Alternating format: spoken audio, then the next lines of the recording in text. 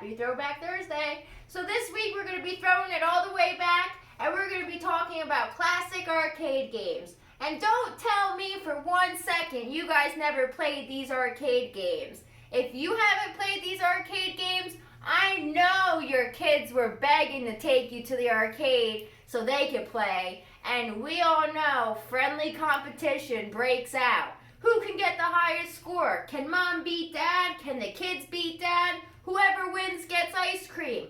I know what happened, people, so don't try to fool me. So let's throw it on back and discuss some of the most popular games of all time. Arcade games of our time. So the first one I got on my list is Pong. And Pong is one of the oldest arcade games.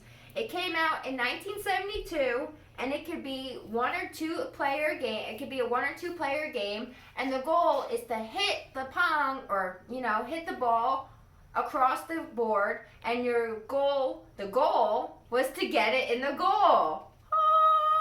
So you would bang it across, it would go across and bounce, and you would have to get it past the goal. So come here, I'll show you what I'm talking about. So this is your goal, this is your opponent's goal, and you can move the goal side by side and bang the ball across back. So your goal, like I said, is to get it in the goal. So this person better move on over, or else their points are going to go up to 7, which I hope they do because they're losing. And we all know losing is not fun. Winning is fun. But losing is okay too, because there has to be some kind of loser out there. Moving on, we got Pac-Man. I'm sure we all remember Pac-Man. And what comes to your mind when you hear about Pac-Man? I know all I hear in my head is that sound when you would eat the little dots. So Pac-Man came out in 1980. And then there was Mrs. Pac-Man that came out in 1981. So Mrs. Pac-Man came out in 1981 because it was a more popular game for the females. And it was a more popular game for the females because it wasn't like those boyish shooting games, having to destroy something. This one was more simpler. Not saying that we're not complex, ladies, because I'm always down for a good game. But this one, all you gotta do is collect the little dots. So the goal in Pac-Man, in both, is to avoid the ghosts that follow you. So you basically go around this maze collecting the dots and avoiding the ghosts. Because if you get hit by a ghost, you die. I'll show you what I'm talking about. So this is regular Pac-Man, Mr. Pac-Man. So that's him. You go around the maze, eating these little dots.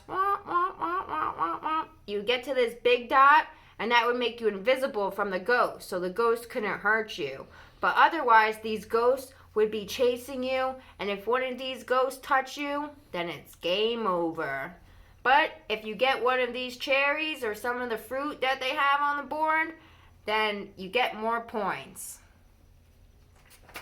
And then this, ladies and gentlemen, is Mrs. Pac-Man. Ooh, look at her. Better stop, Mrs. Pac-Man, with her high heels matching her eyeshadow. I could see how any lady would love it. Just look at her eyes. It matches her shoes. Genius marketing on point, people. Moving on, I'm sure we all remember pinball. Ding, ding, ding, ding, ding, ding, ding, ding, ding, ding. The 2 buttons on the side. So pinball machines have been around all the way back since 1933. First they used batteries, and then they switched over to electronic pinballs because it allowed them to create more sounds and why can't I think of the word? I can't think of the word. Lights, yeah. So it would be flashy, it would be noisy, every parent's dream. So you would find these pinball machines in the arcades, of course, but there would also be pinballs in small restaurants or at the bar. So they could be found around. So when you would go out to eat, the little kids, while you're eating dessert, might be like, Mom, let me go play some pinball. So I'll show you what I'm talking about. So this is pinball, And this is the Saturday Night Fever version of it. So like I said, there's 2 buttons on the side that are used for your left and your right lever. And then you pull this back and it shoots the ball all the way across. And you got to try to bounce it around and make sure it doesn't get through that hole. And fun fact, this is the Saturday Night Fever version, but they use pinball as advertising for movies and TV shows. Genius! Again with the marketing. So they had Saturday Night Fever pinball. They had Batman pinball. So people would go around asking like, hey, have you seen this one? Have you seen that one? And then word spreads about the movie. Then you watch the movie. You know, I see how it works now. It all makes sense. So, moving on my list, next is Asteroids. Asteroids came out in 1979. It was made by Atari, which was one of the biggest gaming companies at the time in the late 70s and early 80s. Your goal was that you were in a spaceship and you would have to shoot these asteroids before your spaceship ran into the asteroid and destroyed your spaceship. No! So, this is what I'm talking about. Whoops, it's upside down. Just kidding. So, your goal is to shoot this asteroid before your craft runs into it and destroys your spaceship.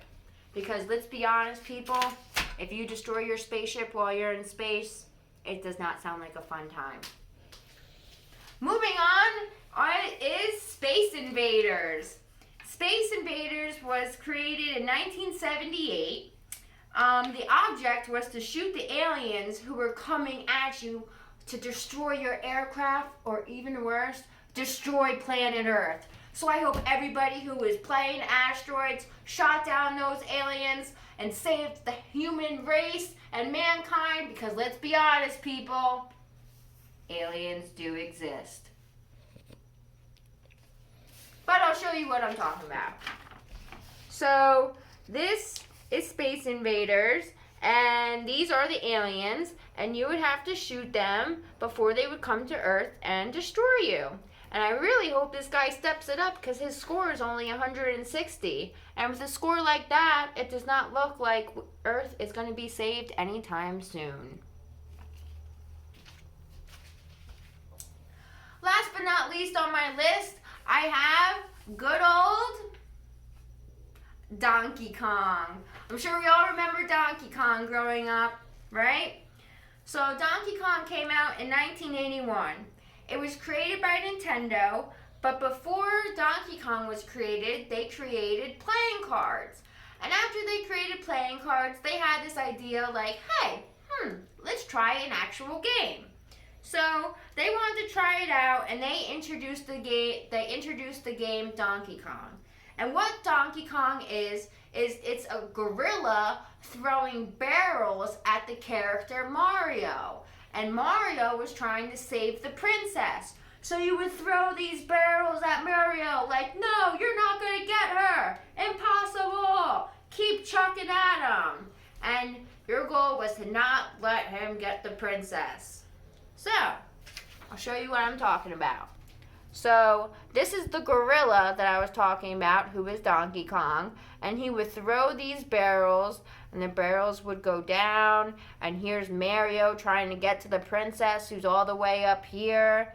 Ugh, looks like a long, hard battle for him. So, the barrels would go down. You would have to jump over them. Some ladders would be broken. It's more complex than it looks. You know, sometimes it's not all fun and games.